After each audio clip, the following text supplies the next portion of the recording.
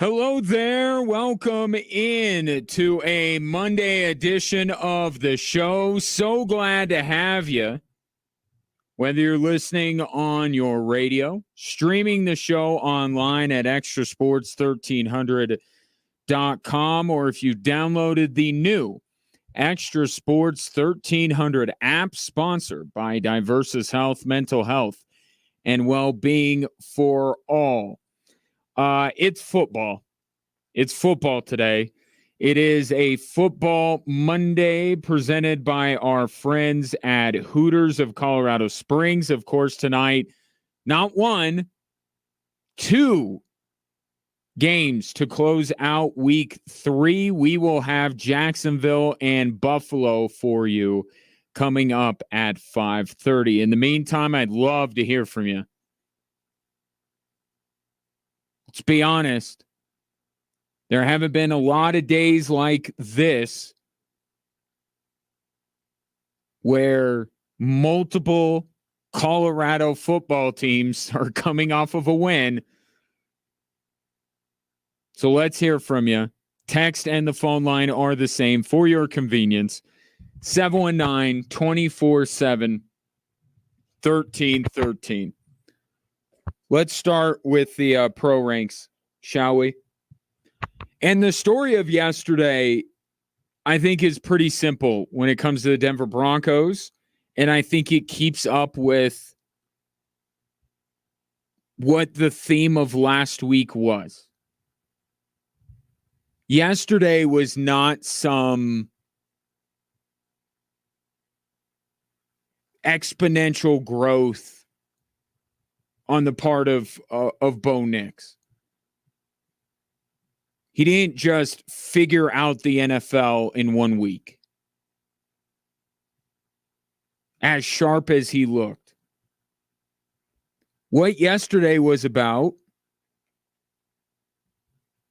was that Sean Payton and the Denver Broncos did what I and you were asking them to do all week long, which was help the guy out.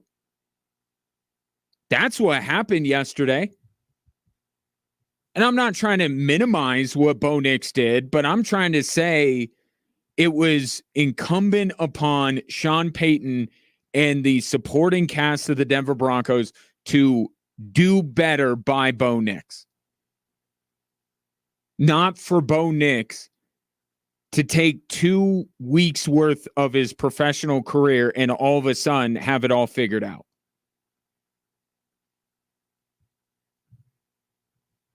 After 2 weeks, and you could call it a filling out process, you could call it out and out failing Bo Nix, characterize it however harshly you so choose.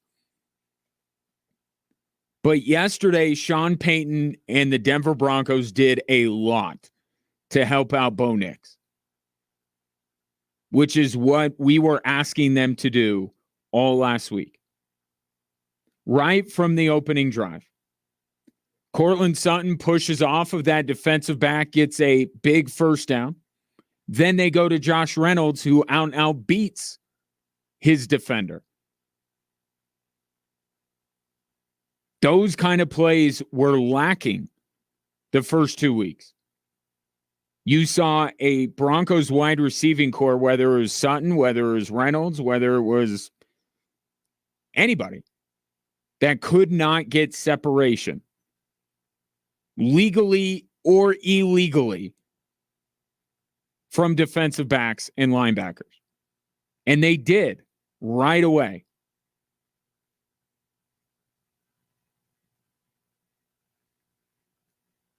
Going up against a Tampa Bay team that did not have Vita Vea, the interior of the offensive line did not allow a single pressure on Bo Nix all day long. The receivers helped out Bo Nix. The offensive line helped out Bo Nix. And most importantly, Sean Payton looked at the film and adjusted what he wanted to do to tailor to what was working with Bo Nix. And the most stark difference between the first 2 weeks and yesterday was where Bo Nix lined up.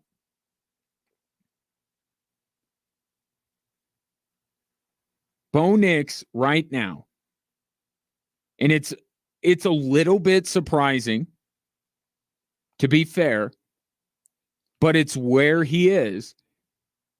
He didn't do a good job of reading defenses for the first 2 weeks. Like, overall, he just did not read defenses well. So what did Sean Payton do?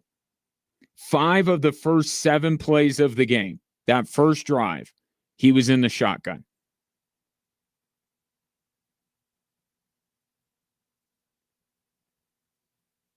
Already where he needed to be when the ball was snapped, he could look over the defense. They spread things out a little bit, and he did a much better job of reading the defense. And that's a big reason why you put quarterbacks in the shotgun, so they can see better. And Sean Payton did that. 5 of the first 7 plays. And by my count, 47 plays yesterday had Bo Nix in the shotgun. Bo Nix, first 2 weeks, struggling a little bit with how verbose the play calls were from Sean Payton. I don't think Sean Payton shortened his play calls on Sunday. But you know what he did do? Something that he vowed throughout the week that he was going to look at. He wasn't constantly changing personnel. Because part of that time that it took for Bo Nix and the Broncos to get out of the huddle when it would be 5 or 4 seconds left on the play clock was the fact that they were swapping out tight ends or backs or receivers. Sean Payton stuck with much the same personnel for a drive or for a series of plays. It wasn't constantly changing in order to get different guys out there. It was okay. I'm putting these guys out there. So that's done. They don't have to wait X number of seconds. Now we can just get to the play call. Bo Nix can give it to the guys in the huddle and they can get to the line. And he said throughout the week that he was going to look at that. And he was also going to look at what personnel he was being asked to do what with. And I thought he did that. They tried to go Javonte Williams. Didn't work out. We have to have a conversation about Javonte Williams and his role moving forward. But I thought they elected, instead of trying to get Javonte Williams to break tackles, they got Jaleel McLaughlin to get around tackles. They brought in Tyler Bidet, who up until yesterday and still most of yesterday, I thought was Tyler Beatty. I thought that was what he was called. That's not the case. When Tim Brando first said it, I'm like, why is he saying Tyler Bidet? Apparently he's Tyler Bidet.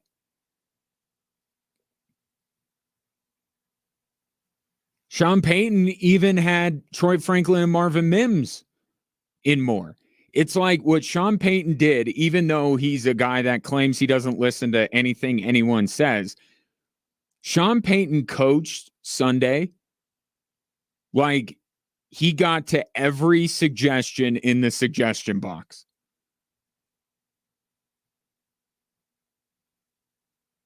Less Javonte Williams.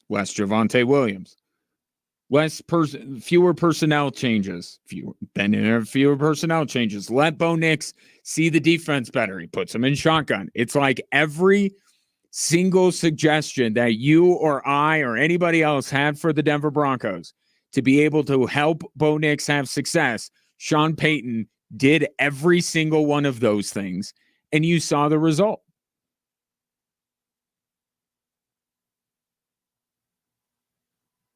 And that's what you have to do. But still, on my part, I had some reservations, because essentially what yesterday showed was that Sean Payton is something that I didn't quite know that he was, and that's flexible.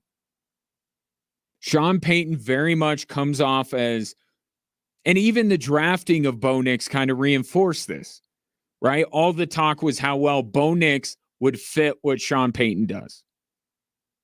And we got a long way to go. So that could still prove itself out. But right now, he doesn't. He doesn't read defenses like Drew Brees did in New Orleans. So Sean Payton showed the flexibility to say, you know what? I'm going to look at these 2 games worth of film. I'm going to figure out what Bo Nix does well at, and we're going to do that a lot. And there will come a time down the road where it's going to be more on Bo Nix to start doing the things that Sean Payton asks him to do. But we have this discussion right now about quarterbacks. Should they sit? Should they play? If you're going to have a rookie quarterback play, which I was not opposed to the Broncos starting Bo Nix week 1, but if you're going to do that, you better be ready to change on the fly to help him have success. And I think Sean Payton deserves a lot of credit for doing that yesterday because I didn't think he had that flexibility in him. But he showed that he could take in 2 games worth of film and be able to spit out a good game plan that helped Bo Nix have success. You look at his numbers, they're not going to wow you. But you watch the game, and it looks like Bo Nix in the preseason. Comfortable, in rhythm, looked like he belonged, looked like he was older than a rookie. All of those things that you saw in the preseason were back yesterday because of the adjustments that Sean Payton made. And I don't want to set it off to the side. It's right there just as importantly. The players on the field played better around him. And that's always been my biggest question mark about this team is whether they have the requisite talent to really help Bo Nix along. Or is it get by till the end of this year till you can replace all these guys and spend a ton of money in free agency? And while I still have some reservations on whether they can do it consistently week in and week out, yesterday there's no denying they did it. Cortland Sutton, the running game, their offensive line, Josh Reynolds, they all helped. And it made Bo Nix look great. The numbers aren't eye-popping. But the eye test, Bo Nix passed with flying colors.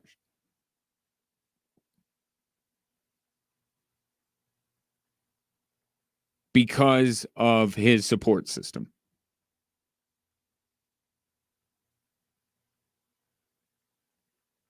And they needed that one. They needed that one because now, not just, for Bo Nix, but I just think for the team overall, we talked about this late last week. Like, if they didn't get that one, the bottom could fall out here. Right? Given what you had seen from the Broncos, 1-6, 0-7, like those were realistic possibilities if things did not improve.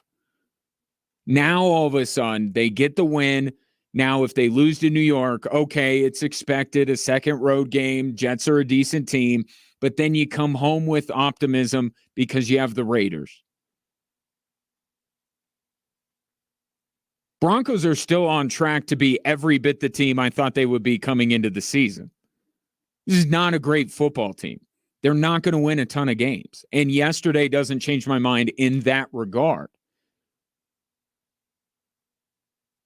But it's to keep you hanging on as a fan, but more importantly, to keep Bo Nix's confidence up.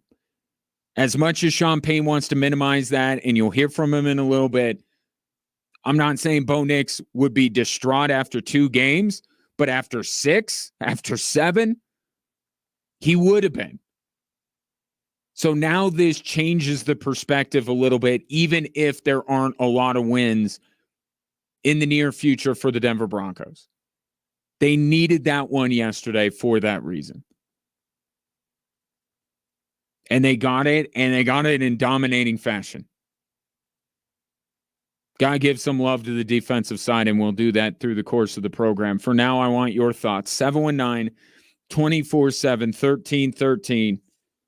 Your reaction to yesterday's win over the Tampa Bay Buccaneers. Just getting going on this Monday edition of Drive Time Sports. Coming up next, the Buffs may just be Travis and Shedeur, but you know what? That's enough.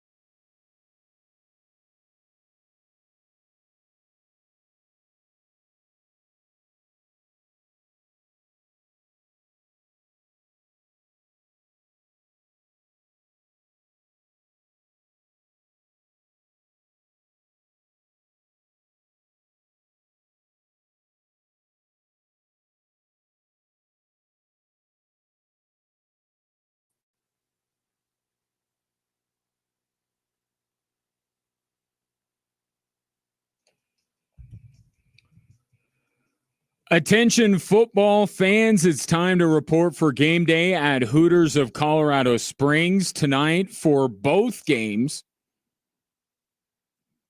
Place with multiple televisions would be handy at night like this. But tonight, grab a Big Daddy, a Bud Light, or Michelob Ultra for $5.19, or catch the Fan Filler 10 boneless wings, fries, a dressing, and a drink for only $16.59. Get into Hooters of Colorado Springs for all the football action. It is what I've been told anyway. I don't do this in my own life, but I've been told this is very healthy behavior, that you accept who you are and you're okay with it. Right? And I guess that's a little redundant. Accepting who you are, being okay with who you are. I'm not. I'm perpetually unhappy with who I am. But I hear it's very healthy to accept who you are. It's the old SNL sketch, right? Stuart Smalley. I'm good enough, I'm smart enough, and doggone it, people like me. The Colorado Buffaloes, certainly last year, but still this year, are just Shedeur Sanders and Travis Hunter. Like, that's it. Okay, there will be games where you go, ooh, but what about, right? Maybe in a one-off situation. But in the grand scheme of things, for the rest of this season, there's no next level for the running game to get to. The defense is going to be what the defense is. They were gashed against Baylor, and Baylor is hardly the most dynamic offense in the Big 12. What they are is Shedeur and Travis. That's it. That's just who they are.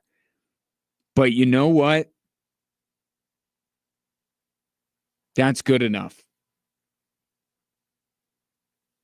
Because in those two, you have the best quarterback in America and the best player in America. And that is going to be enough to win football games. Because it was on Saturday night. Not to win all football games, but to win enough football games. It's enough to keep them relevant, enough to keep the people in Boulder excited and happy and donating to the collective. What they do when Travis Hunter and Shedeur Sanders is gone is not even tomorrow's problems. It's like 5 months from now problems. Right now, it's Shedeur, it's Travis, and it's enough. Baylor, and this is the part you have to kind of acknowledge, Baylor blew it on Saturday. Having Shedeur and Travis almost wasn't even enough to beat Baylor. If you have the ball with less than 4 minutes to go on the plus side of the 50, you must put that game away. And the fact that Baylor didn't means, yeah, they blew it. They blew it. But still, to give Shedeur Sanders that one shot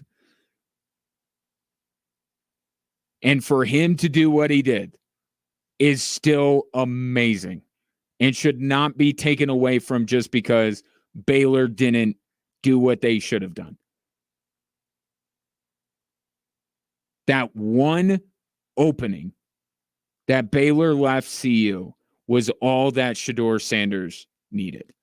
Shotgun snap, Shedeur rolls the pocket out to the left, looking downfield, setting his feet, rifles this one towards the end zone, and it's just shy, or did he catch it?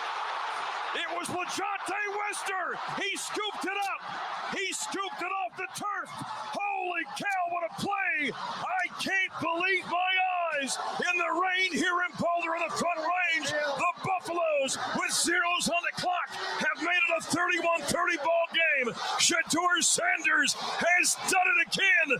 Buff Nation, you've got to be going out of your mind pending the APAT. Mark Johnson from Learfield in Boulder was going out of its mind, continued to go out of its mind, went out of its mind more a few minutes later, but we'll get to that. Moments after they showed The Miracle at Michigan, the Michigan Miracle on CBS, Shedeur hits that. And you know what's funny? It shouldn't have came down to that. If Shepard catches his pass, they tie it then. Because I think Shepard does stumble his way into the end zone. I get it. He's kind of falling back, whatever. I think he makes it into the end zone. But that's what makes what Shedeur did at the end of that game all the more amazing. He basically had two of those plays, two of those completions that would have tied the game at the very end of regulation. And that was a better play. And I know this is going to sound sacrilegious, but I don't, attend the Church of the Colorado Buffaloes, so I don't care. That was what Shedeur did. I get it. It's not the stakes. I understand that. It's a better play. What happened in Michigan is fluky. It was a tip pass that was caught. That was just a great quarterback delivering an absolute strike, not even an inch away from where it had to be. He threw it between those, right away between the defenders, right into the arms of Wester, and give LeJohntay Wester a ton of credit. Right? That is a difficult catch to make, but Shedeur put it exactly where he had to. And anywhere else, it probably would not have been successful. That was a better play, a better football play than what happened with Cordell Stewart and Westbrook all those years ago. Here's Shedeur on that final play. So I knew we was getting a lot of pressure, so I was like, okay, cool, we're going to roll right here. So let's go ahead and roll. We put Travis backside. He going to get all the attention. Then LeJohntay just going to be there outside, one-on-one. They're not going to think we're going to throw him the ball because he's like a shorter guy probably in that situation. So then I rolled left. Everybody went in the middle of the end zone, and I just trusted God. I just threw it up to God, and God answered the prayer for sure. Right there, you get Shedeur Sanders in a nutshell. He thought that entire play through. He knew what Baylor was going to do. And he knew what he had to do about it. And he did it. And a bit of humility in there. That was a great throw. A great throw. Game goes into overtime. Not surprising, CU scores. Right? I did not see initially in live action who made the hit to jar the ball loose at the goal line. I didn't notice who it was. And then when I saw a second look, I'm like, of course it was Travis Hunter. Of course it was Travis Hunter. Who else could it have been but Travis Hunter to make that play? Here he is. Shedeur told me to go out there and get the ball once we scored. So I told him, I got you. And I kept my word. I mean, I knew I had to tackle. You could see me putting in my mouthpiece late on the play. I was already ready. I knew they was coming at me. They don't think I could tackle, so I had to show them. It's unbelievable that those two guys are so good that they know that they're going to make those plays, even though to you and I, it seems like they're unfathomable to be able to make some of those plays. Shedeur, who was magical all night. Dave Aranda, the Baylor head coach, was talking after the game like they should have had double the sacks, triple the sacks. Shedeur got out of so much trouble last night.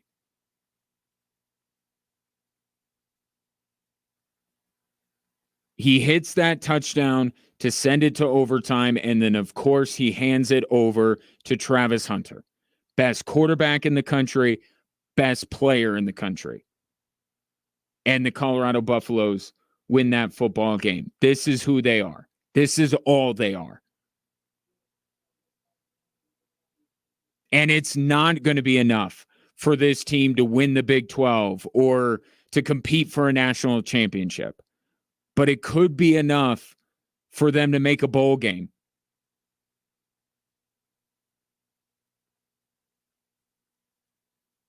And that's what I've always said. The definition of success is get to 6 wins, go to a bowl game. That's a successful season, and I feel like they have enough. There is so much else with this football team that I do not believe in, that I have serious questions about. I don't with Shedeur Sanders and Travis Hunter. And you know what else happens just because Colorado has Shedeur Sanders and Travis Hunter? Couple weeks after everyone was destroying the Buffaloes, after the loss to Nebraska, they were getting killed. Guess where Fox's Big Noon Kickoff is? Yep. The major college football pregame shows are back. They're going to be in Orlando for CU UCF, a game, by the way, that has opened with the Knights as 2 touchdown favorites. That is not supposed to be the most competitive game of the day. But with Shedeur Sanders and Travis Hunter, it's enough. It's enough that just one performance gets the hype train back rolling down the tracks, gets Buffs fans to storm the field. It's enough. And it was enough to beat Baylor. And it's all they had. It's all they had was Travis Hunter and Shedeur Sanders. And it was enough to beat Baylor. 719-247-1313. Take your thoughts on the craziness in Boulder on Saturday. It's becoming a all too familiar sight. Crazy game. Shedeur or Travis or both end up winning CU the game. Fans storm the field. Got to talk about that in a little bit. But for now, I'll take your thoughts. 719-247-1313. Coming up next, this applies to Bo Nix, but this also goes across the NFL. But it also has to do with Shedeur Sanders. It's a lot of local tie-ins, but it's also about what Week 3 in the National Football League turned out to be about.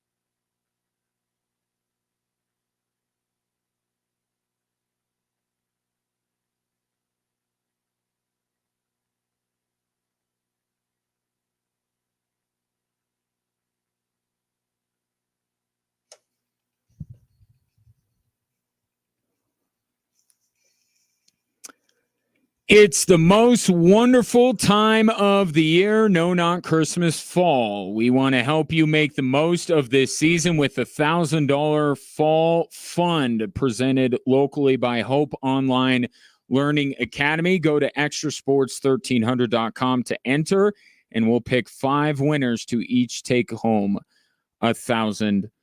719-247-1313 is the number if you want to interact. Steve G has decided to call in, so that means I either said something that he finds to be so profoundly correct that he wants to give me kudos, or I said something in his mind that is so profoundly wrong that rather than text, he decided to call in. Let's find out together.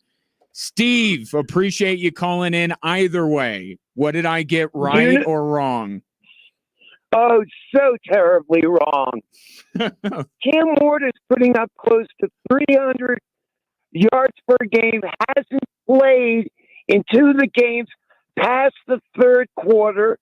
Miami's rolling over their opponents. Mm-hmm. And you're considering a Hail Mary of Shador's greatness. Oh, sir. Yeah. You're so okay. wrong. All right. So it wasn't it was a bit of a Hail Mary, but it was a perfect throw. It wasn't tipped. It wasn't batted around. It was exactly where it needed to be. Yes, any play from that distance requires a little bit of luck. I grant you, but it wasn't one of those typical Hail Marys that's tipped or anything like that. It was a great football play.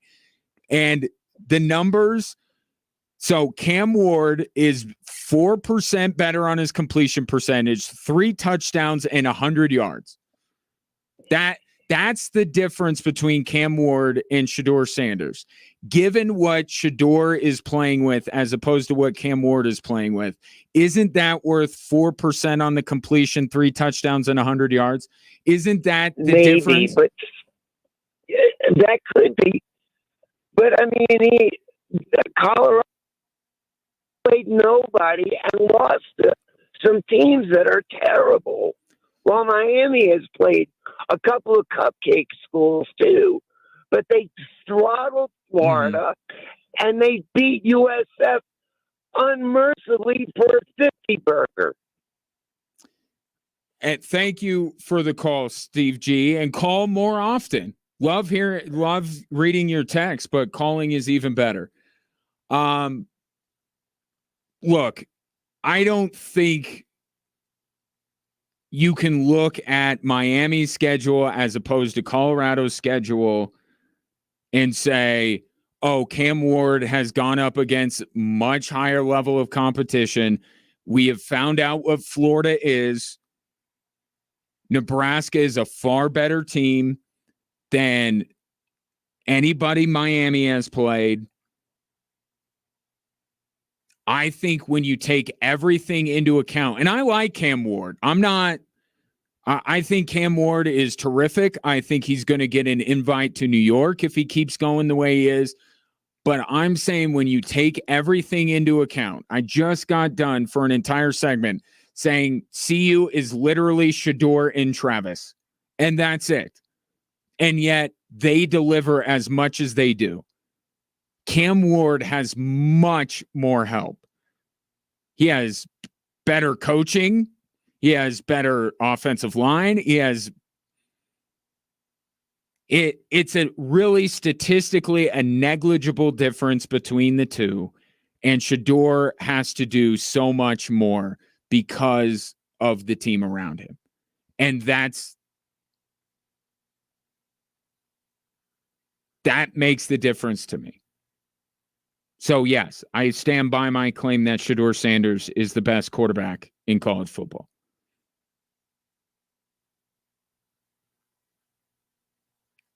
Cam Ward's damn good, too, though. He's really good. Speaking of quarterbacks, so we spent all last week talking about how the Carolina Panthers royally screwed up Bryce Young, right? That's where the fault lied with Carolina. And this continues the collective realization that we are having as a football society, that organizations do more harm to these quarterbacks than the quarterbacks do to themselves. There are exceptions to every rule, but what we are understanding, whether it's Tom Brady and his comments, whether it's what's happening now with the Carolina Panthers, Alex Smith, his comments on Sunday NFL Countdown, we are collectively as a football society realizing that, man, these organizations bear a large responsibility in these quarterbacks that we perceive as busts. Then you had a Sunday where arguably three of the best quarterback performances were from Sam Darnold, Justin Fields, and Malik Willis.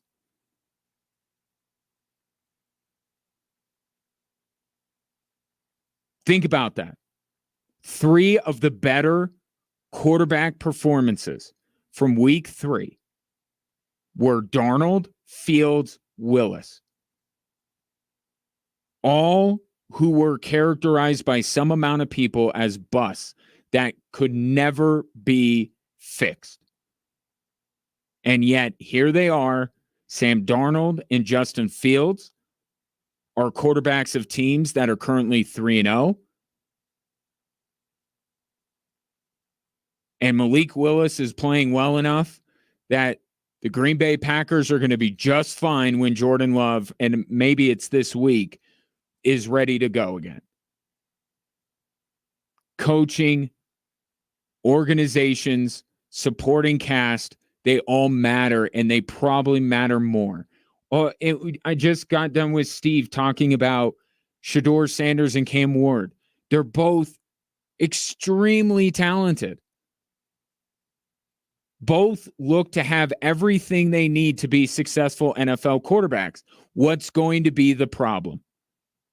They go to organizations that will absolutely fail them. So I propose something. And this is not an original thought, especially when it comes to Shedeur, because Deion Sanders said this exact thing a few months ago, and he was criticized for it. And the reason why he was criticized for it was not because his thought process was wrong or because he wasn't making sense. It was because it was something that you really don't say out loud. And that's pulling a Manning, pulling an Eli, pulling an Archie. Attribute it to whatever Manning you want. But Deion Sanders said this, and he got criticized. And he deserved to get criticized because you don't say it out loud. What you do is you allow people like me to say it on your behalf. So allow me to say it on Shedeur's behalf, Cam Ward's behalf, Carson Beck's behalf, Quinn Ewers' behalf, heck, Arch Manning's behalf for next year. These quarterbacks, any of them that are projected to be top of the first round, like if you're a Malik Willis, then you just kind of got to go where you're going to go, right? Malik Willis was a third-round pick, not a high draft pick. Those kind of guys don't have the leverage. But as this college football season goes along, and there are 3-4 quarterbacks that are near the top of the draft, and this is a little bit easier to do this year because they aren't as plentiful as they were last draft, right? Well, whoever they are, they need to band together and say, we will not go to Carolina. We refuse. And Carolina is not the only one. They're just the one in the spotlight. These quarterbacks, their agents, their parents need to do the research on these teams. And if they don't have the support system in place, they need to pull an Eli. It has to stop with them. They have to put an end to this because Shedeur Sanders or Cam Ward or Carson Beck are going to end up with Carolina, and they might get ruined too.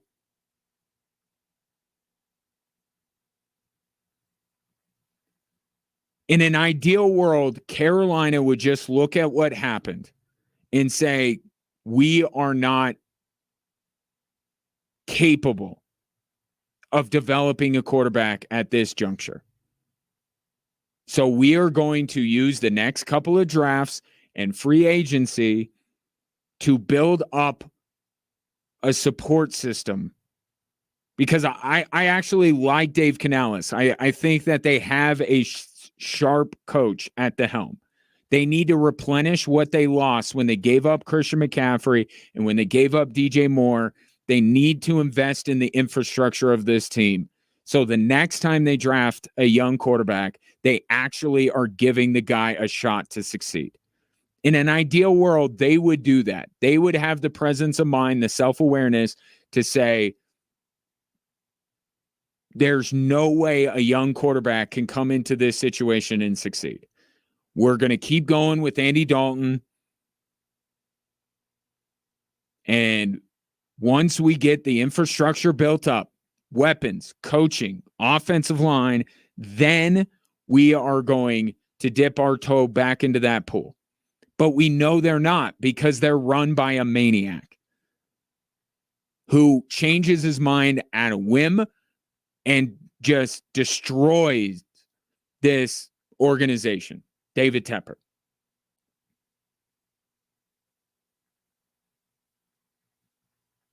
Deion Sanders should do exactly what he said he was going to do.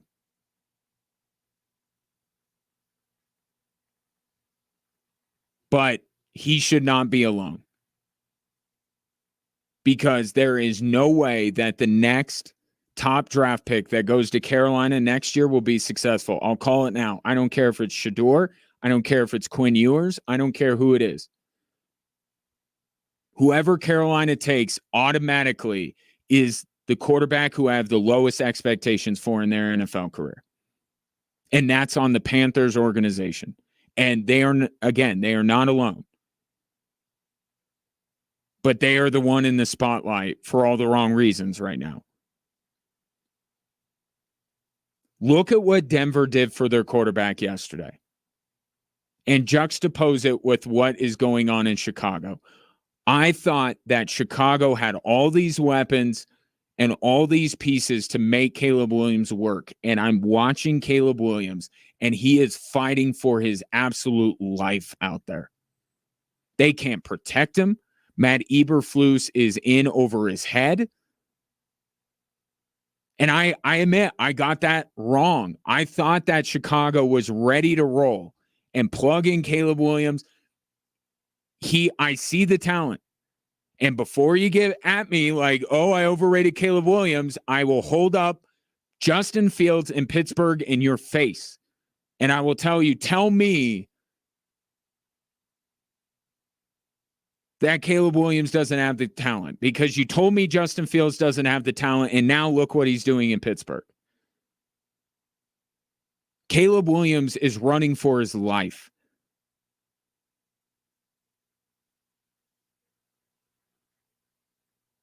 In retrospect, he maybe should have pulled an Eli.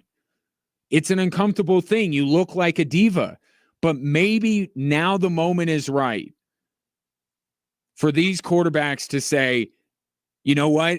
If we do this, people are going to support us because of what happened with Bryce Young, because the GOAT Tom Brady said what he said.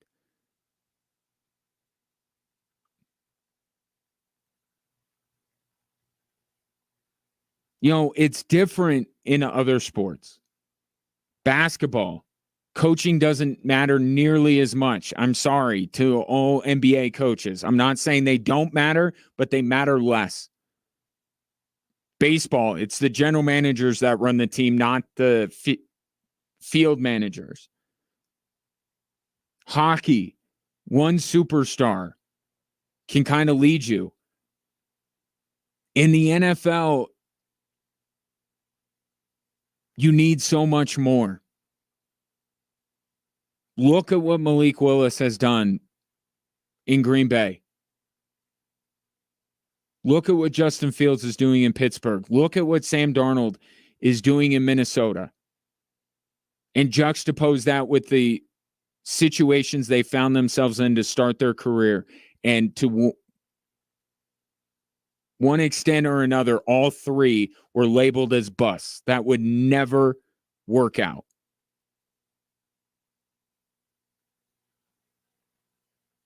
And all three of them look just fine. Not in Chicago or Tennessee or New York anymore. These quarterbacks in this draft need to do it. It shouldn't be just Shador.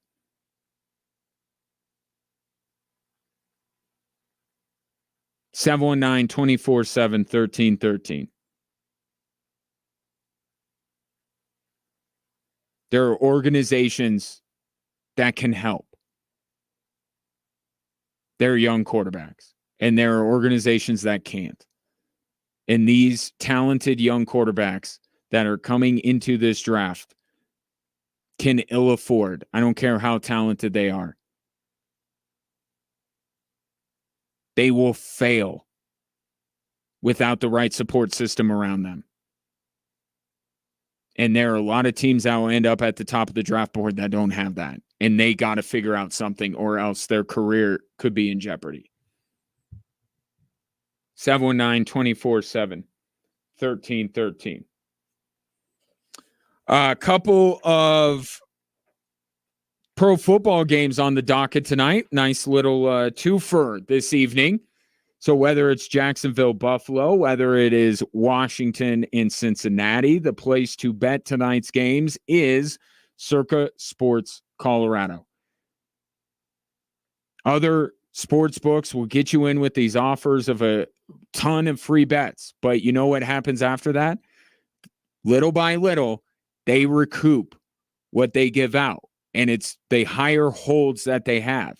When you bet with Circa Sports Colorado and on that app, you'll notice that the vast majority of their games are minus 110 splits. They say their odds are their promos. They want the experience to be the best. And when you don't have to buy in at as high of a cost to bet on the teams that you want to bet on, that's what makes for a better experience.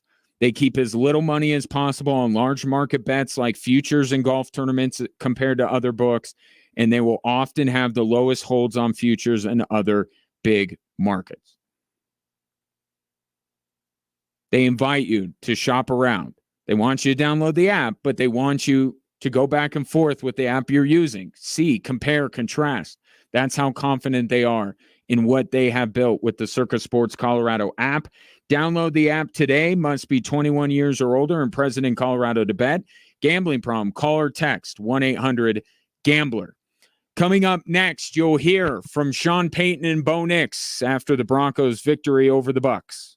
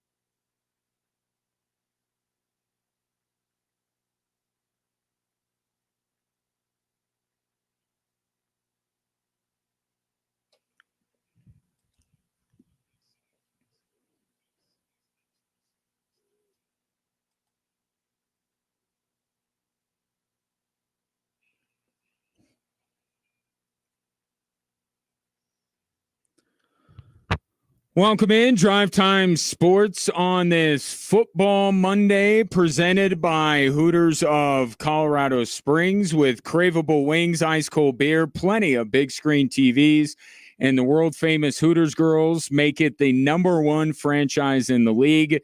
Tonight, how about the fan filler? 10 boneless wings, fries, a dressing, and a drink for only $16.59. Get into Hooters of Colorado Springs for all the football action. 2 games tonight. We will have Jacksonville and Buffalo for you this evening. The other game is Washington and Cincinnati. Both games are quite interesting, but with only one radio station, we can only air one at a time. So Jacksonville, Buffalo on this station, and of course, Washington and Cincinnati also this evening.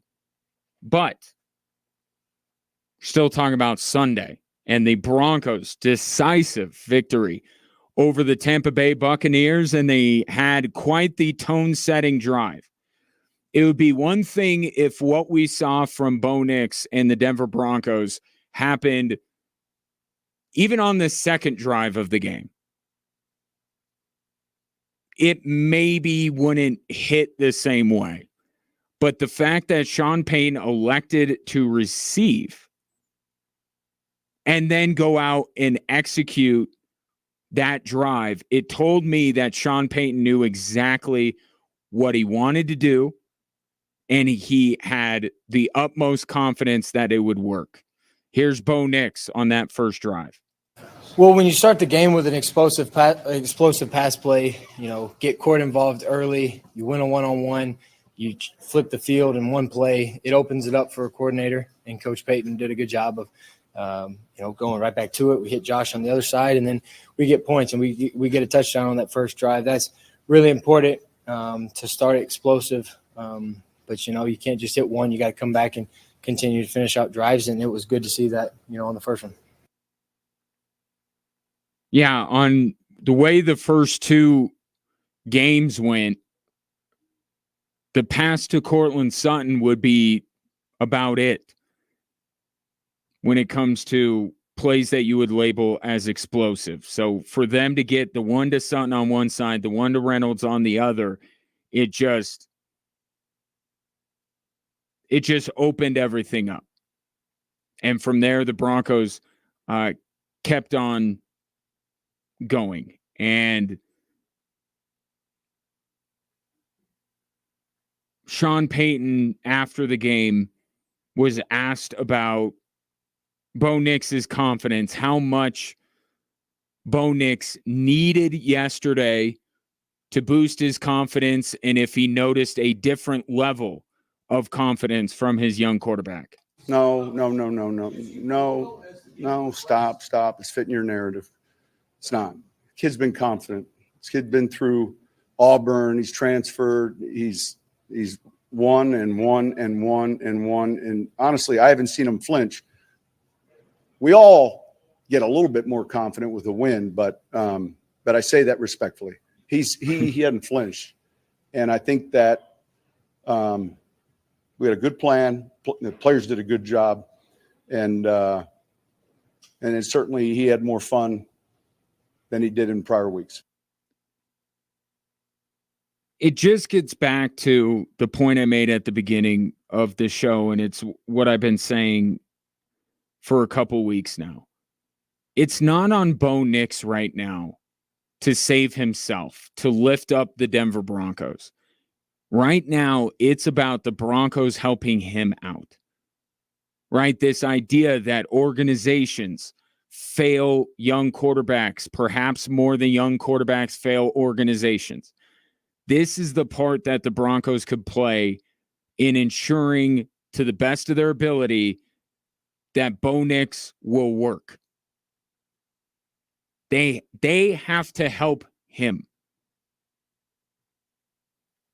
But the other part is, if Bo Nix lost his confidence after 2 games, then it'd be a disaster. Like Bryce Young, it did take a whole season Like, just because it was 2 games this year before the Panthers pulled him, he had a whole season of getting his head kicked in, metaphorically speaking, of course. Like, if Bo Nix was losing confidence after 2 games, then he is not at all what he was made out to be coming out of Oregon. I never once thought that 2 games was enough for Bo Nix to completely lose his identity and his confidence. And so I agree with Sean Payton there. Like, come on, what are we doing here? Now, I was talking about 5, 6, 7 games of this. Then we have a different conversation. 2 games, your first 2 games in the NFL, and you're already like, yeah, I can't do this.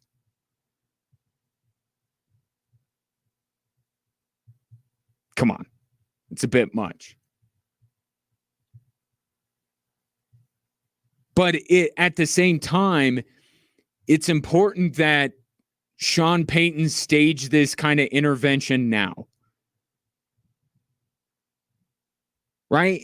And he talked about last week. It's tough to find progress from week 1 to week 2. And I also read that as it's tough to make big time adjustments from one week to the next. And I said week 3, and it held up as I'm watching the games this weekend. Week 3 was a big week to find out who teams are. Right? Because 2 games isn't enough. For some teams, you had one bad outing, and then you had one good outing. So you're like, I don't know what this team is. Some teams had quarterbacks coming off of catastrophic injuries, Atlanta and New York. Some have young quarterbacks, Washington, Chicago, Denver. Like, you need more than just 2 games. And Sean Payton needed more than a game to be able to make the adjustments that we saw yesterday. And in fact, I give him a lot of credit for making as many changes as he did just from week 2 to week 3. But we saw it. Like, the shotgun was the biggest thing, but there were also other things like, the pre-snap motion. There was a little bit more of that yesterday than I remember seeing in the first 2 games. And then Sean Payton, as promised, evaluated the personnel. Troy Franklin, Marvin Mims got more snaps than they had the previous 2 weeks combined, I think. He was quick to move off of Javonte Williams. The interior of the offensive line as a whole, Palczewski filled in quite well for McGlinchey. What you saw yesterday from Bo Nix is the byproduct of the players around him stepping up and Sean Payton making the necessary adjustments. I don't look at yesterday's game and say it is so different than what I thought Bo Nix would be.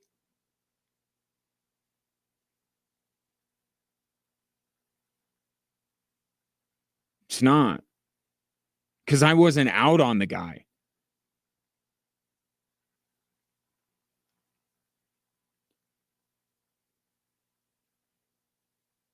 But it was a really solid performance. And it was, and Sean Payton can, scoff at the idea that Bo Nix loses his confidence, and I would tend to agree with him. But listen to Bo Nix talk about celebrating with his team after the game and tell me this didn't mean a lot to him. And there's a bit of relief in his voice. You put so much into the week. You put so much effort, time, energy, and, those are what those moments are about. It's just kind of, that's what you want to get to. You want to get to those post-game, celebrations. The beginning of that, you put so much into the week, the emphasis he put on that part of his answer.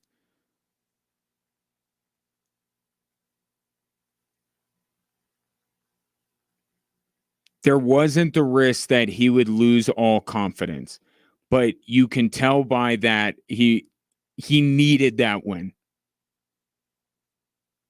Right? Maybe not for confidence sake, but just like the monkey off the back, the weight off the shoulders. That's what it felt like with Bo Nix. He's like, okay, I got one. Exhale.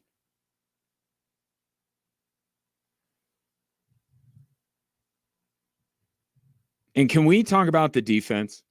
I would like to talk about the defense, if you'll allow me. 719-24-7, 1313. I will take your thoughts on Bo Nix, but the defense and the face of that defense deserve to get shouted out today, even though everything about the Broncos is centered around Bo Nix. But in the meantime, if you're often feeling tired, lacking motivation and drive, maybe you're gaining weight or noticing a loss of muscle mass, these could all be signs of low testosterone. Don't wait, find out. At Low T Center, they make it easy to get your levels checked. It's a simple blood test, and with their on-site lab, you'll get your results back in about 25 minutes. Then you'll know. And then if it is low T that's causing you all of these problems, just know that Low T Center, not your typical doctor's office. They specialize in this and only this. And they've been doing it for years. For established patients with stable T levels, they even offer a convenient physician-monitored self-inject treatment plan that ships directly to your home each month. So get back to your best. Go to lowtcenter.com to book your appointment today just to find out. Right? Knowledge is power. Wasn't that ingrained in me by some show when I was growing up? Knowledge is power. That's lowtcenter.com. Low T Center, reinventing men's healthcare.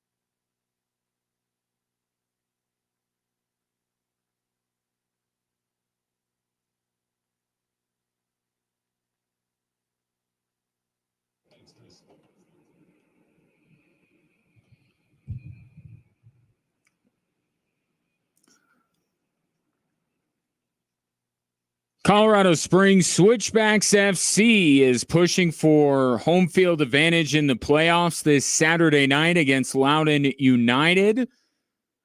Be at Widener Field at 5 p.m. to get a limited edition backpack or fanny pack provided by Diversus Health. And after the match, experience a fun fireworks show. It all goes down Saturday, September 28th at Widener Field. Get your tickets now at switchbacksfc.com. Getting to some of your texts on this Monday, going back to Colorado, an insane finish to another game at Folsom Field led by Shedeur Sanders and Travis Hunter. Ryan says, if Hunter and Shedeur get drafted 1 and 2 and we still don't make a bowl game, it will be a failure of a season. I would agree with you, because at bare minimum, this team has to make a bowl game, and they're halfway there.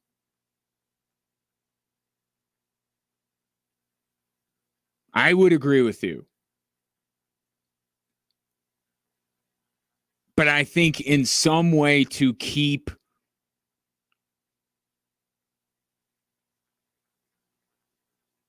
I think it also helps if Shedeur and Travis go 1 and 2 in terms of getting talent to keep coming to Boulder. And that's the big unknown, is once Shedeur and Shiloh and Travis leave, what is this team going to look like?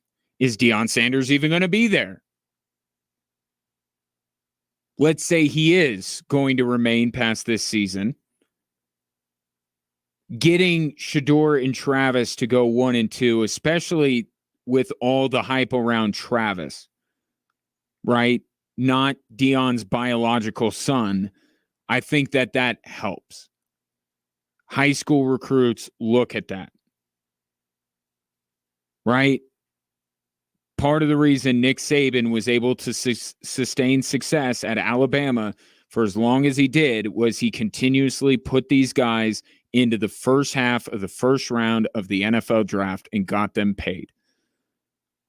Winning in college is not nearly as important to these high school kids as getting to the NFL. It just isn't, right? You would love for them to be like, you know what? I want to do everything I can to win a national championship in Colorado, but they're only there for a few years. It's like anybody with their college experience. It's not to say that you don't value where you went to school, but you're using your university, your whatever school of higher education you go to, you're using them to get you to where you want to go in your career. So I think that not making a bowl game would certainly have the critics back out in full throat. I think it would bum a lot of people in Boulder out, fans, donors. But if we're talking about keeping the talent level up and keep bringing in talent, I think CU, and don't forget about Shepard. You know, where does he go? He could be a first rounder. That would give them a good chance of sustaining the talent level that's coming through in Boulder and continuing to build. But again, those are not even tomorrow's problems. Those are months away problems. I agree with you. They have to make a bowl game, especially now. They're 1 game into conference play and they're halfway. They got to figure it out. And with Shedeur Sanders and Travis Hunter, I think it's enough. They're going to get smacked around by some Big 12 teams. Like, don't get me wrong. Nebraska is not going to be the last game like that this season for CU. But when I talk about it being enough, it is enough in terms of wins and losses to get them to a bowl game, and it's enough to keep people excited in Boulder. Speaking of which, it was not all great for CU. Not a really good look at the end of the game with the students storming the field before the game was actually over. Deion Sanders addressed it after the game. I want to apologize to the opposition, the way we stormed the field, and I didn't get an opportunity to go and shake the head coach's hand, but I did try to go over to the locker room and wait it out until he came out, but I don't think they got the word to him because that's not professional. I wanted to shake his hand and acknowledge, but I don't like what transpired at the end of the game, but I love what transpired at the end of the game. We have a fan base that's phenomenal. We have some young kids on this campus that loves and breathes CU football, and I'm thankful. Having Shedeur Sanders and Travis Hunter is enough to keep up that level of excitement.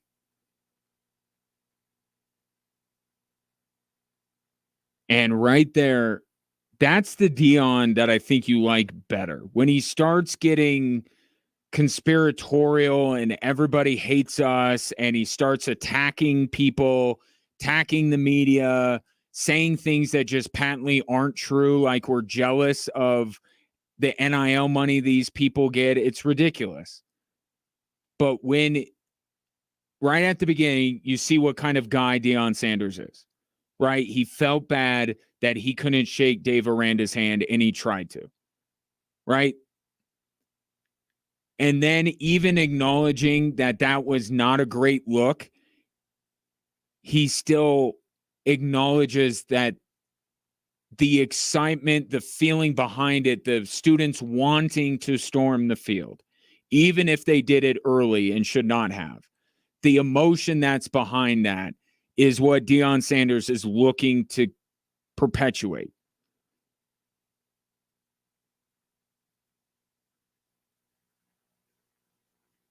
And I think Shedeur has to own some of it because he was running onto the field before they even made the final ruling. But it's week 4 against Baylor. It's week 4 against Baylor. And the students are that hyped up.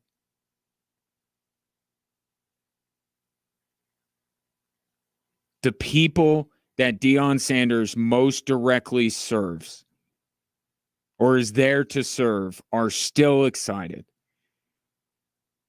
Right? They're still engaged. And that's ultimately the first group of people that he has to please. Boosters, fans, students, as long as they stay locked in, as long as they're engaged, as long as they love what's going on in Boulder, it won't matter as much what the media says. But again, the win with Shedeur and Travis doing what they did at the end of that football game, now Big Noon Kickoff is back at one of their games. That's all it took. All the bad stuff that's going around CU, that game, that one game, as incredible as what Travis and Shedeur did in that game was, one game. Now, Big Noon Kickoff will be in Orlando on Saturday. Speaking of Shedeur perhaps being drafted high up, I threw out the idea, and it's not an original thought. It's just a continuation of this feeling that's bubbling up from people right now. And Tom Brady lent his powerful voice to this. Alex Smith had some very pointed words yesterday on Sunday NFL Countdown. And he was talking about how, Peyton Manning's unique. Right? Not many quarterbacks could go through what Peyton went through in his rookie year and bounce back from that. And then what happened with Carolina, and then the fact that Sam Darnold is leading a 3-0 football team and looking great while doing it. Justin Fields played his best game of the season on Sunday, and he's continuing to improve. Malik Willis looks like he's better than at least 10 quarterbacks in the league with Matt LaFleur as his coach. And just this continuing bubbling up of the feeling of organizations are doing more to harm these quarterbacks than the quarterbacks are doing to harm themselves. And I think Shedeur and any other quarterback that is going to be rumored to be one of the top couple of picks should pull an Eli. It's not as particularly savory move, as a texter pointed out. That's what John Elway did. I wasn't around back then. My guess is it was not well received at the time when he did it, but it was also a very different time. Could you imagine if John Elway did that now? He would be destroyed for it. You know how I know? Because Eli was crushed for it. He was.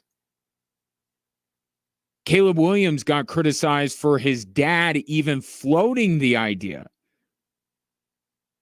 that maybe his son didn't want to go in Chicago. And now, however many months later, we're sitting here like, man, why didn't Caleb pull an Eli? That offensive line is horrendous in Chicago. Matt Eberflus can't coach.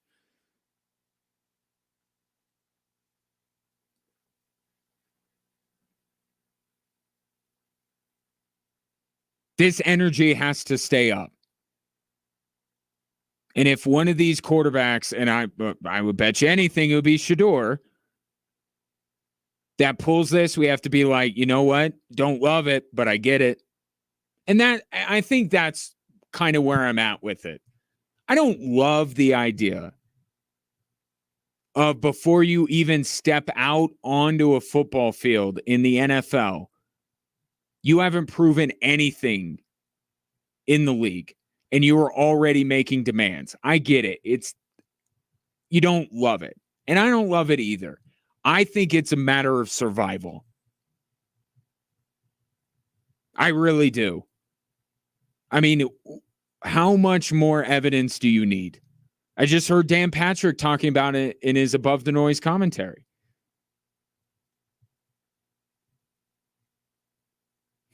Look at Darnold. Look at Fields.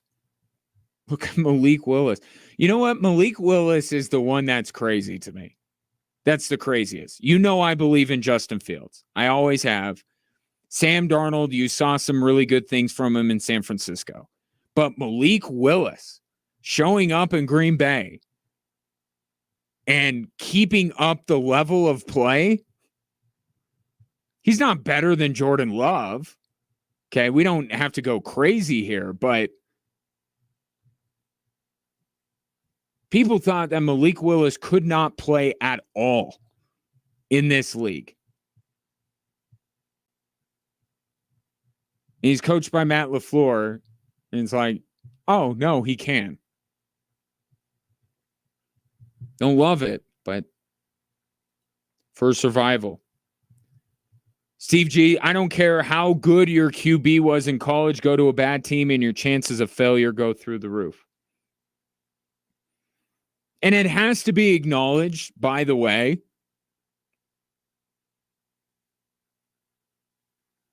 that Denver was kind of like this. I know the big lament of all time is, boy, if they would have just taken Josh Allen. Josh Allen was very early on going down the train tracks that Bryce Young is on.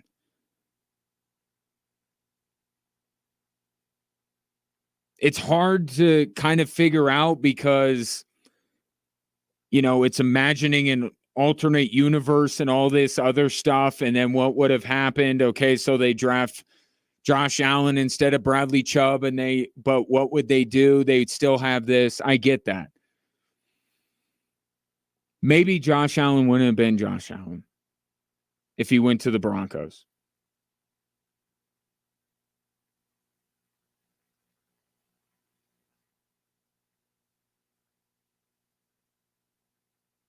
Maybe. But we're certainly here now, understanding that where you go matters. And we've kind of given lip service to the idea. We've kind of mentioned it, but now it's like, no, this is a universal truth now. And we'll see how this year's crop of quarterbacks handles this. 719-24-7, 1313. Coming up next,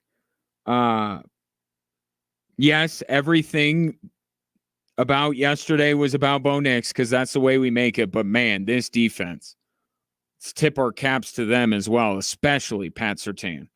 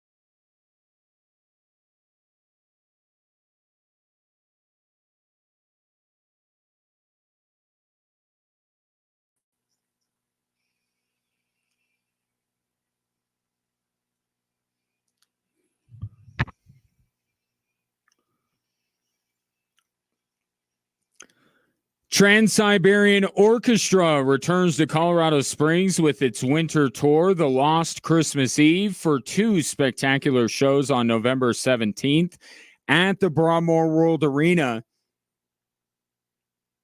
Get your tickets now. You can go to our website, or if you're listening on extrasports1300.com, you can see where to go to purchase your tickets as well. For as much as everybody's making a big fuss over Bo Nix, and I am no different, and the way that the Broncos offense looked, the more formidable task on Sunday was tasked to the Broncos defense. Tampa Bay Buccaneers defense was banged up. They didn't have Vita Vea. It was about, I would put it this way. The challenge that the Broncos offense had was more internal. Right? Will the play calling be better? Will Sean Payton put Bo Nix in better positions? Will his teammates help him out? For the defense, it was you're going up against Chris Godwin, Mike Evans, Baker Mayfield. Can you slow them down? And they did. And in Mike Evans' case, he was completely shut down. Vance Joseph needs to continue to get his flowers because people showed up on his doorstep with pitchforks and torches, getting ready to chase him out of town again after week 3 against Miami last year. And all the guy has done has been, his defense has been the reason why they went on the winning streak they did. The defense has been really good through 3 games. They had 1 letdown in the third quarter against Seattle. That's about it. And it's a defense with a face, but that's about it. Like Pat Surtain is the face of the defense.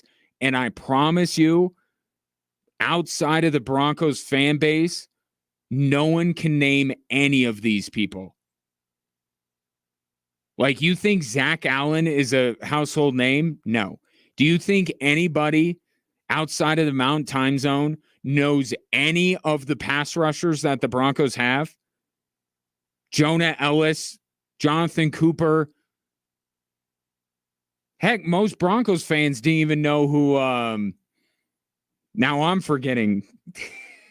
See? Who's the guy they just called up from the practice squad to replace Baron Browning? But I'm making my point. Now, I'm not faking it. I legitimately gagged on his name, but it's a no-name defense except for Pat Surtain. Nobody knows who Riley Moss is. The extent that people know Riley Moss is that he is a white cornerback. Like, I promise you, nobody knows anything more about Riley Moss than that. But yet this defense has shown up 3 weeks in a row and given the Broncos every chance to win the football game. And yesterday, they not only slowed down what had been one of the league's more prolific offenses to begin the year, but one of the most unguardable wide receivers one-on-one was completely shut down by Pat Surtain. And he talked about the joy in being able to do that. Matching up with a guy like that is, pretty awesome. I just had to lock in on the details and make sure, I limited him, not allowing him to get explosives down the field. So, I did my part there. And, I just feel like as a team, as a whole, defensively, we did what we did. And we played how we prepped during the week. So, very excited for us. Yeah, include yourself in that, Pat. You should be excited about yourself. I said on Friday I would move Surtain over to Godwin and put Moss on Evans with safety help over the top. I still think that would have had some success, but it is far more impressive that Pat Surtain took on Mike Evans basically by himself, and you hardly heard from Mike Evans yesterday. And for Pat Surtain to do that right after, let's be fair here, he kind of got torched by George Pickens. That is a massive bounce back performance from Pat Surtain. Another thing about this Tampa team and their quarterback in particular, Baker Mayfield had been one of the best quarterbacks against the blitz since he arrived in Tampa. And the Denver Broncos, I thought, made the decision, we're going to do what we do. And we're going to live and die by that. If Baker Mayfield is able to torch us because we're blitzing, then maybe we'll make adjustments, but we're going to force him to beat us when we're bringing numbers before we're going to change. We're not going to preemptively change who we are. And what they are is the heaviest blitzing team in the NFL, and it's not close. And part of it is out of necessity because they don't have elite players at their pass rushing positions. Right? Zach Allen has proven himself to be a disruptor for sure. Kind of makes sense considering he was a guy that I'm sure Vance Joseph was pretty adamant they acquired when Sean Payton brought Vance Joseph in and then made that signing. Nick Bonito had a real good game. Jonathan Cooper continues, but it's because numbers. They bring numbers. And they were saying, you know what? Until Baker Mayfield beats us, we're bringing numbers. And Baker Mayfield didn't. And it goes back to that complimentary football, right? Broncos, first drive, go right down the field, score. They're already out on the front foot. Now they get a stop. And it builds and builds and builds. But this is 3 weeks now where the Broncos defense has done as much, if not more so, than you could possibly expect them to do. Yeah, Godwin got some yards. That Oregon running back that they have had some big plays, but for the most part, they held down an offense that the NFL world was pretty high on after 2 weeks. But that's the side of the ball that has the fewer question marks. They were the better side of the football last year. All around. Really good win for the Denver Broncos. 719-247-1313. I like this from Ryan. Bruh, talking about the Buffs. He says, bruh, we won one game 2 years ago. We're storming the field in week 4. Better believe it. But you got to understand from the outside looking in, it's like CU is rushing the field after beating Baylor in week 4. But you're absolutely right. Bruh, you're right. That's where the separation between local and national comes into play. National is already on to, they got to compete for the Big 12 and they got to do this and that and the other. And you're seeing on Saturdays at Folsom, they just want to be entertained for 3 hours. They just want something to get excited about. We are far from Deion Sanders getting run out of Boulder. Nationally, the shine could come off of this program, but guess what? It's not. Big Noon Saturday is going to be at CU's game. But locally, they're still loving every minute of this. Every minute of it. Because unlike the national media, the people in Boulder know There are some students that rushed that field on Saturday night that were there when the year before Deion Sanders got there. They know. And this is so much better than that. So I'm not against I am a court storming, field rushing proponent, but there is a way to do it and there is a time to do it. And the criticism is you got to wait till the game's over and you got to let these Baylor players get off the field. I'm totally okay with them storm the field for every win. I don't care. I really don't. But you got to do it in the right way. And I think they didn't on Saturday. And that's where I have no criticism over them wanting to rush the field after beating Baylor. It may be the last time, like really, it could be the last time they ever have a win at Folsom. Like, you know what I mean? Like, that's a little dramatic, but it may be the last time that they are filled with so much emotion that they feel compelled to rush the field. Let them do it. I don't have a problem with it. A couple of other news items, by the way. This just in from the Avs. I've said this through his tenure, you know, you go from Joe Sakic to Chris McFarland and you're like, okay, what's Chris McFarland's thing going to be? Calvin Booth's thing is the young players, right? Is the draft. That's his thing. Mixed reviews so far, right? Going from Joe Sakic, who built the championship winning team. Like Chris McFarland doesn't even have what Calvin Booth has, with Booth bringing in Kentavious Caldwell-Pope and Bruce Brown. McFarland doesn't have that.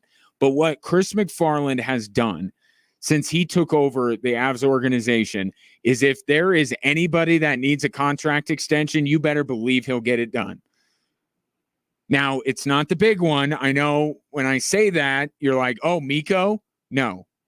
Logan O'Connor has been extended for the next 6 years. Did I see this? Right? 6-year contract extension. Marian Hossa would be proud of the length of the contract extension that Logan O'Connor got. 6-year contract extension. That's what Chris McFarland does. Gets extensions done, and he's going to get Mikko Rantanen's, and then we're going to have the conversation about Georgiev. But that got done, and speaking of staying in one place, reports saying that Air Force is remaining in the Mountain West. Pac-12 poached some of the Mountain West teams. Then the AAC, these reports that the AAC was looking at Air Force, UNLV as well, to try and poach them. Well, reports from Pete Thamel and Ross Dellinger and now Brett McMurphy all say that Air Force is going to be staying put in the Mountain West. But all of these reports have to be ended with ... for now.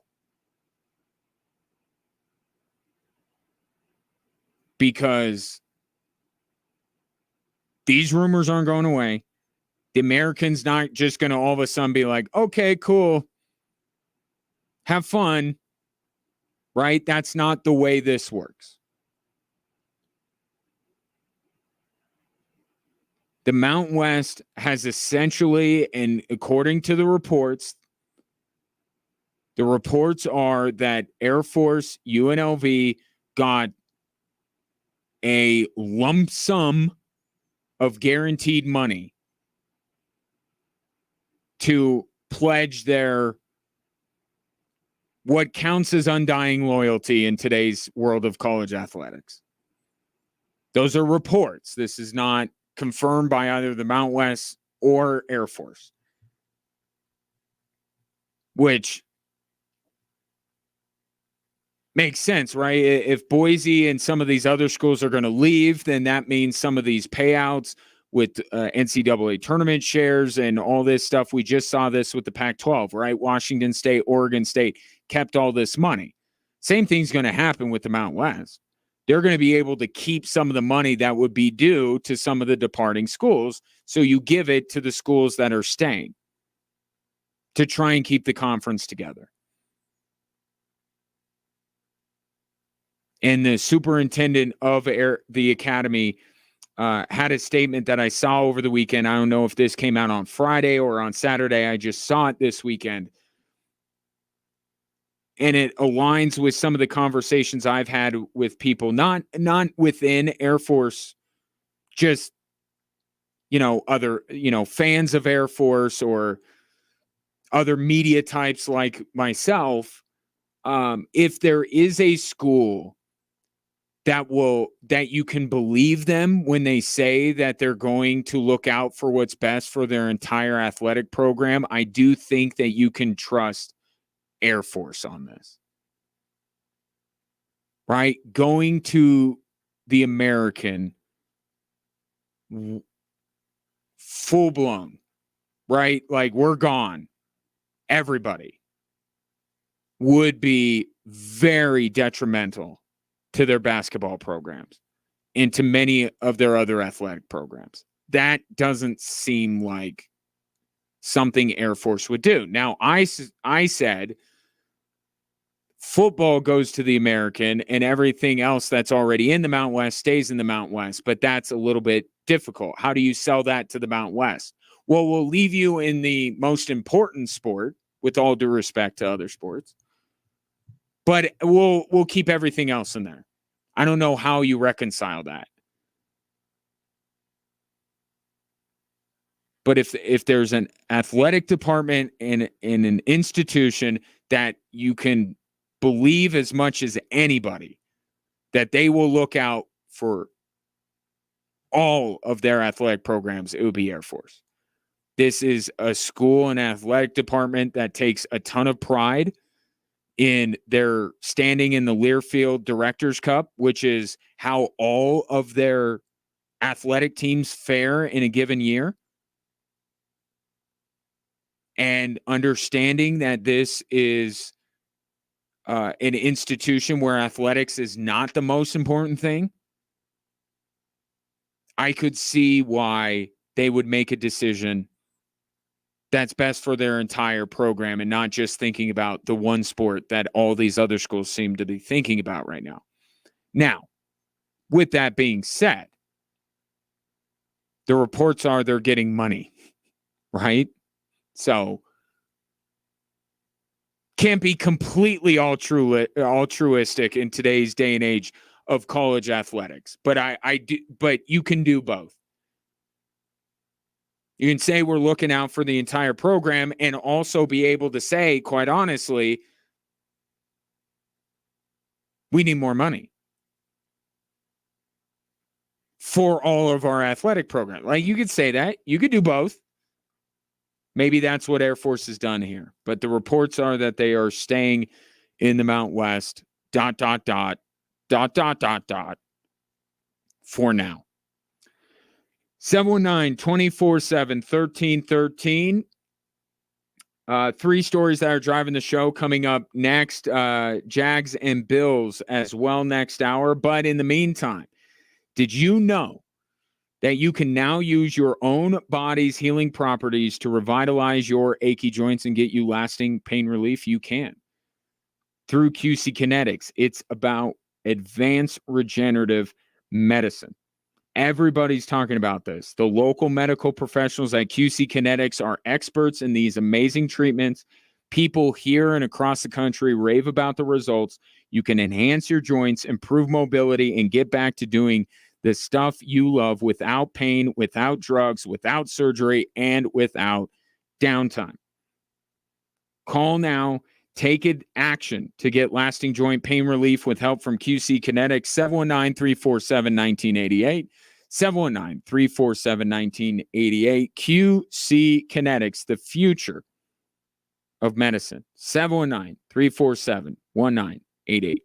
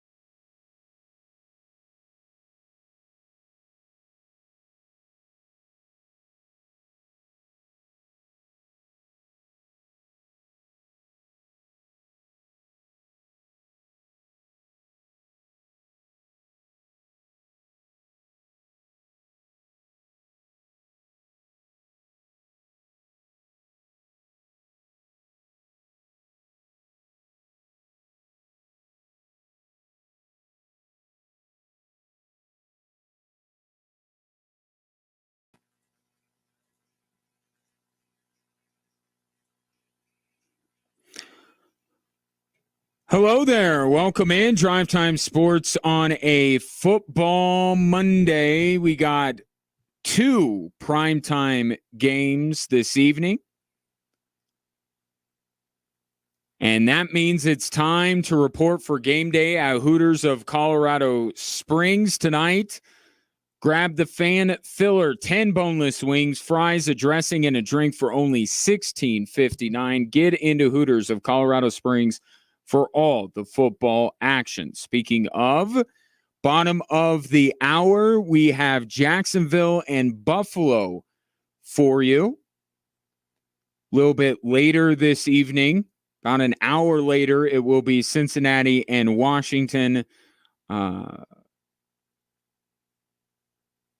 We looked into airing both at the same time, but that would be difficult to decipher which game was which. So Jacksonville, Buffalo here, but also Cincinnati and Washington on the docket tonight. Not 1, but 2 Monday night football games. Doubles the chances that one of them is actually compelling.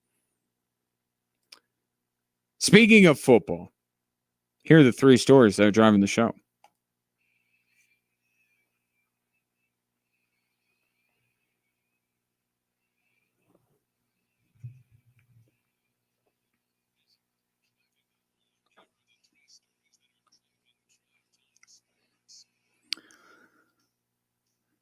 All told, it was a pretty good weekend of football in the Centennial State. Let's start in the pro ranks. Did Bo Nix get right? Here's story number 1. Sutton wide left. Little Jordan Humphrey to the right. Play fake. Nix rolls to his right. Run it, Bo, to the 5, to the goal line. Touchdown, Denver. 8:50 KOA on the call. The Broncos elect to receive the opening kick, which is not normal. They hit a couple of explosive plays, which it really isn't normal. And they score first en route to a decisive victory over the Tampa Bay Buccaneers. But let me answer my own question. Did Bo Nix get right? No. No, I don't think he did. I think Sean Payton and the Broncos helped him. All last week, it was, you got to do this for Bo Nix. You got to do that for Bo Nix. He can't do this. He can't do that, but he can do this. You got to have him do more of that. All last week was about putting the onus on Sean Payton and the supporting cast to help out Bo Nix. Sean Payton even intimated those same feelings. Well, guess what? They helped him. Sean Payton stuck Bo Nix in the shotgun 47 times yesterday. Why? Because right now he can't read defenses. So to give him his best opportunity to do so, put him in the shotgun. They didn't sub guys in and out so much to take away from the time that Bo Nix has to regurgitate the verbose play call into the huddle.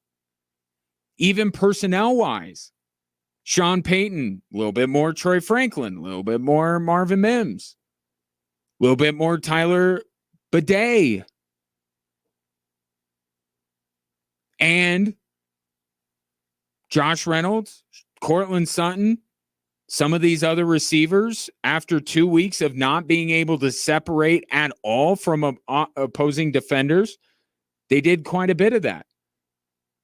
Yesterday is not so much about Bo Nix because I wasn't out on Bo Nix. I didn't think that Bo Nix was heading towards the abyss. I thought that it was on Sean Payton and the Broncos players to help out Bo Nix. And they did. Bo Nix didn't light the world on fire yesterday. He still has not thrown a touchdown yet. He was still under. His yards per completion was less than it was against Pittsburgh. But what it looked like was so much better than what the box score says, because it looked like preseason Bo Nix. He looked comfortable. He looked in rhythm. He looked like he belonged. That's what the Broncos needed to help him get back to. And they did yesterday. And now it's what else can they do to continue this forward momentum for Bo Nix? Somebody that will be joining Bo Nix in the NFL very soon. Here is story number 2. Shotgun snap, Shador rolls the pocket out to the left, looking downfield, setting his feet, rifles this one towards the end zone, and it just shy, or did he catch it?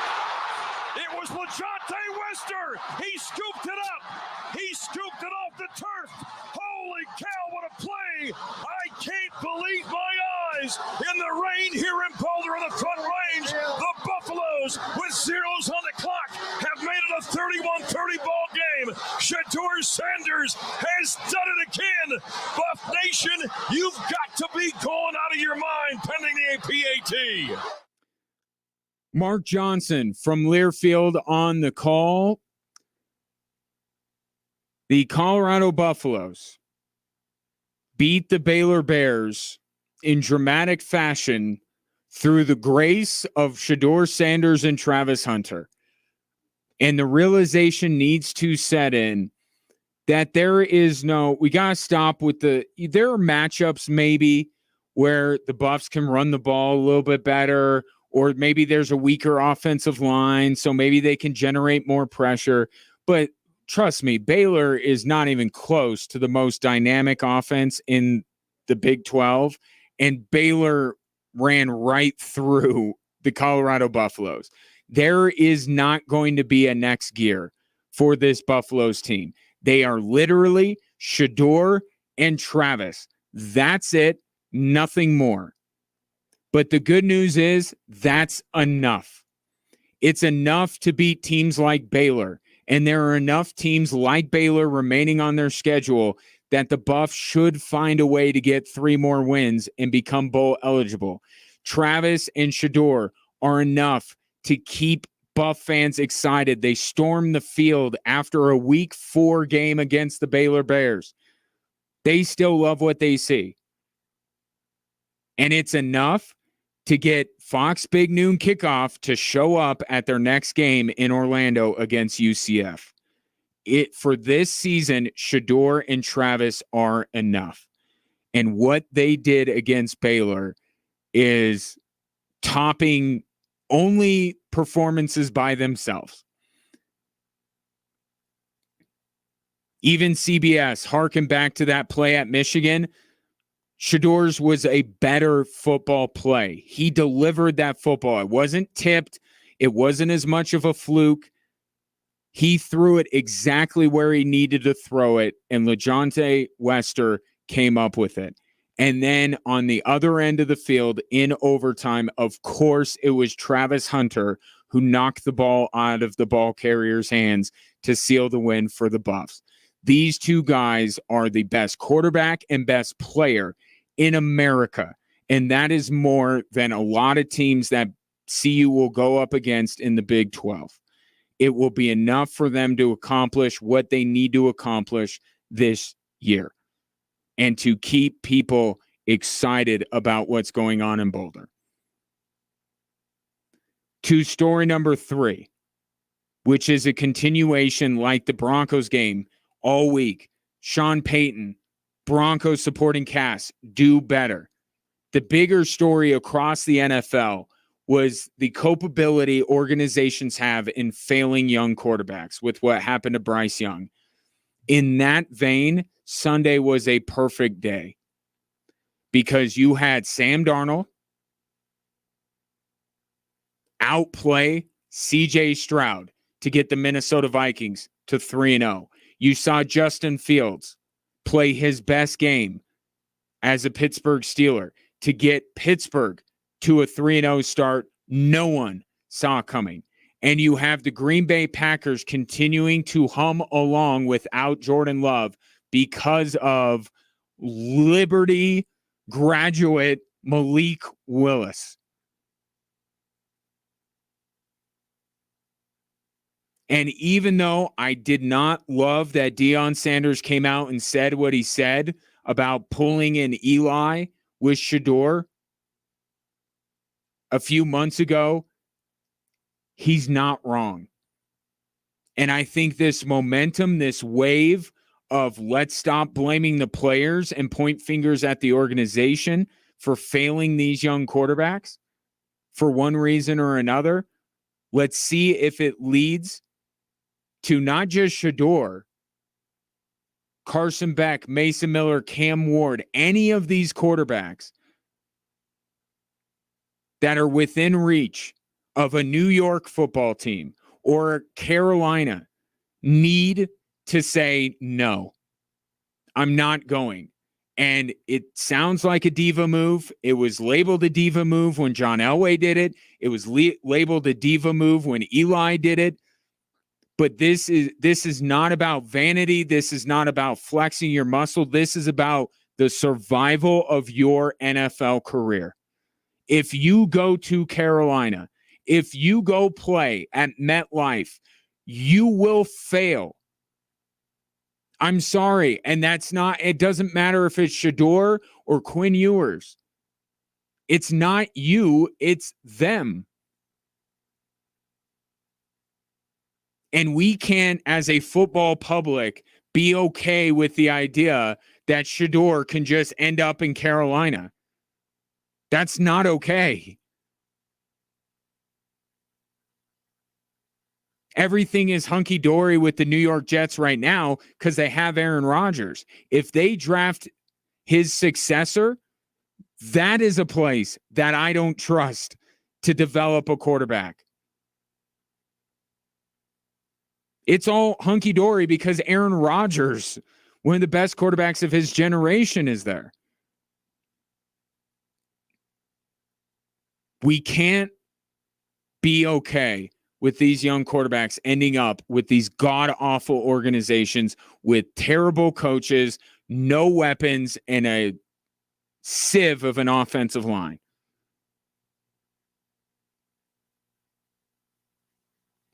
These guys should go to LA with Sean McVay. Essentially, if you don't have a coach who coached on Kyle Shanahan's staff or an equivalent, if you're not on the Shanahan coaching tree, you don't get a young quarterback. Having a young quarterback, a Heisman Trophy winner, or someone that puts up historic numbers is a privilege. To have these kind of talents, like a Caleb Williams, like a Trevor Lawrence, these talents that we label as generational. It is a privilege for organizations to have those players. And there are organizations that don't deserve that privilege. And you know who they are. I would like nothing better than to see Carolina's, New York's, some of these other teams go offensive line, go wide receiver, go defensive back, and then let the Rams, the Seahawks, let them take the quarterbacks because these guys will be in better hands if they go there than if they were to go to Carolina or either of the New York teams. Got to support them in this. Can't call them divas. Got to understand they are trying to fight for their survival as an NFL quarterback before they even get in the league.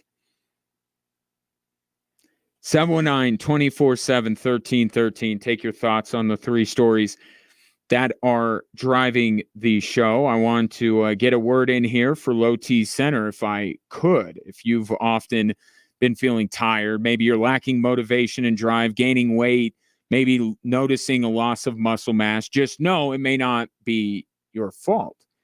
Could be low testosterone, but the only way you'll know is if you go get your levels checked at Low T Center. They make it easy to do it. It's a simple blood test, and with their on-site lab, you'll get your results back in about 25 minutes. Then if you know, okay, it is low T, how do I deal with this? Well, just know you're in the right place because Low T Center, they specialize in this. They've been doing it for years, and they have a variety of treatment options, including physician-monitored self-inject treatments that ship directly to your door. You may not even have to go into Low T Center regularly for your treatments. but you don't know if that option is available to you till you go in and get your levels checked. Yes? Capiche? Go to lowtcenter.com to book your appointment today. That's lowtcenter.com. Low T Center, reinventing men's healthcare.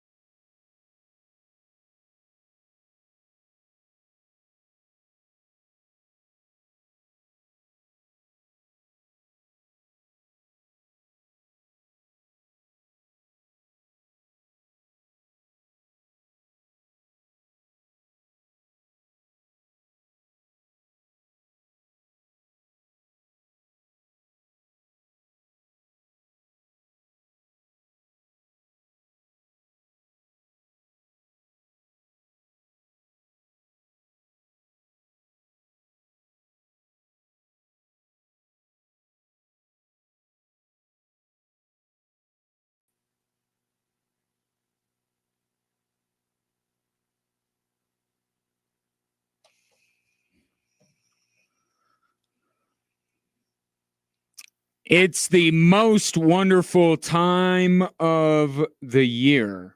No, not that. Fall. Fall's better, right? We want to help you make the most of this season with the $1,000 fall fund. You could spend it on football tickets and a full tailgate, or to fund your daily pumpkin spice latte habit. No judgment.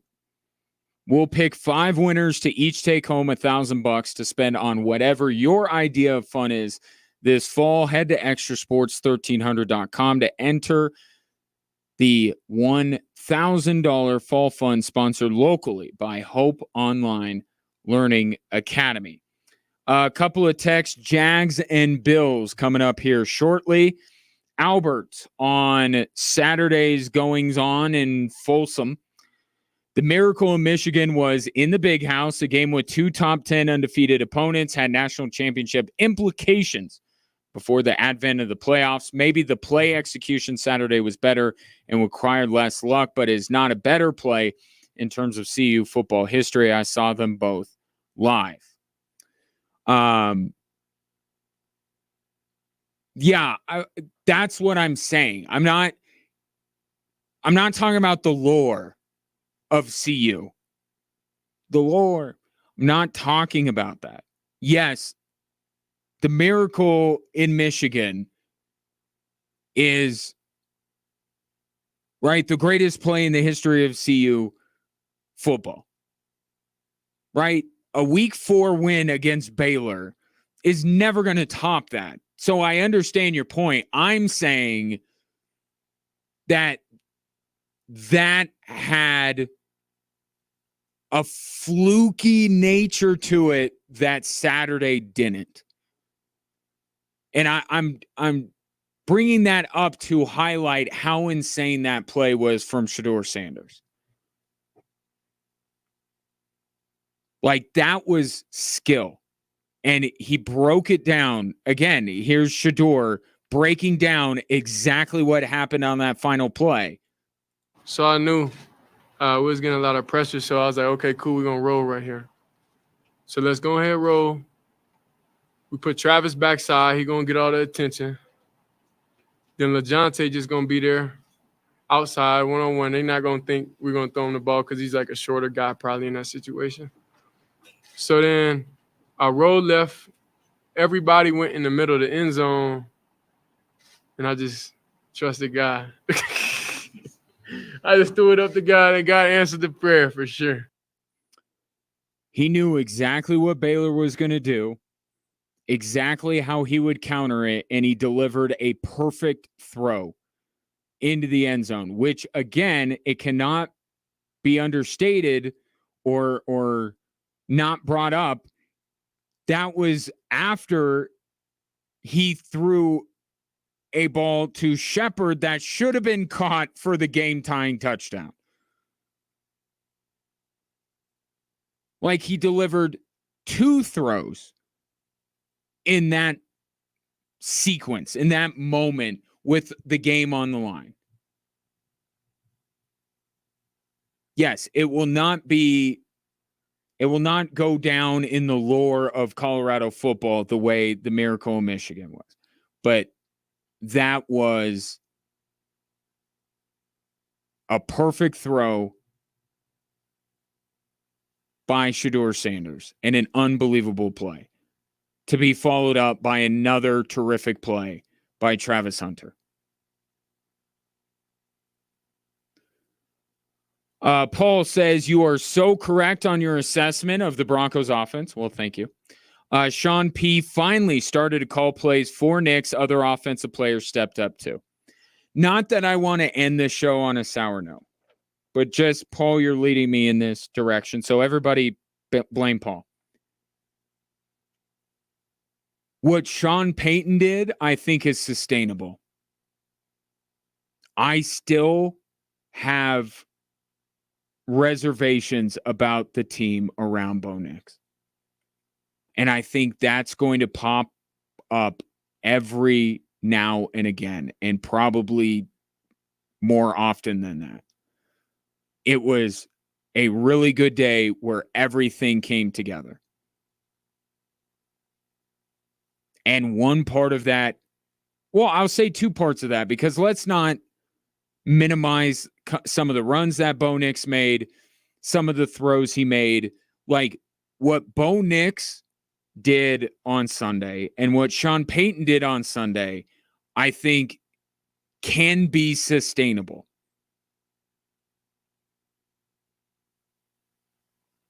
I don't know that the separation that the receivers got, is Tyler Bidet going to be your featured back now? You're not going to be going up against teams that are missing their best defensive player like the Bucs were. Like I'm not trying to tear down. I'm just looking at it realistically. You should be the most encouraged with what Sean Payton did and how Bo Nix responded to that. But I think as this season progresses, we'll be sitting here reconvening on a Monday talking about, man, they got to get Bo Nix some help. Not from the coaching ranks, in terms of who he's throwing it to, in terms of who he's relying on to balance the offense through the running game. But I think the most important thing, honestly, was the flexibility that Sean Payton showed. Feels like kind of a rigid guy, right? My way or the highway type of guy. No, yesterday he showed that I can take what my young quarterback does and I'll tailor something that works for him. And that's what all great coaches do, but we hadn't seen it from Sean Payton because everything in New Orleans was about, this guy fits what I do. This guy fits what I do. Bo Nix eventually has to fit what he does. I understand that. But for right now, to give him confidence, to get him some success while he's learning on the fly, you got to do what Sean Payton did yesterday. And I think that's the biggest positive from yesterday's game was he did that. And also the defense is very good. You may not be able to name many players on that defense, but it's good as a collective. Of course, we'll talk more about the Broncos and Bucs as the week progresses and turn our attention to the Jets. But in the meantime, there are 2 games tonight. And one thing that I have noticed and one thing that I have decided for the time being is I'm going with the Dogs. With all the stuff about 2 high safeties and offense being down and just how unpredictable the first 3 weeks of the season has been, my default position when it comes to sports betting, underdogs. The 2 underdogs you have tonight, Jacksonville getting 4, Washington getting 7. That's where I would be leaning tonight. You bet how you see fit. I'm just here to tell you that I bet on Circa Sports Colorado app, and I would suggest you do the same. Games strive to be a -110 split on the Circa Sports menu, unlike other sports books, which may use -115, -120. Circa Sports Colorado also keeps as little money as possible on large market bets like futures and golf tournaments. What this comes down to, ladies and gentlemen, is a better betting experience for you, the better. It's the same people that are behind Circa Resort and Casino in Vegas.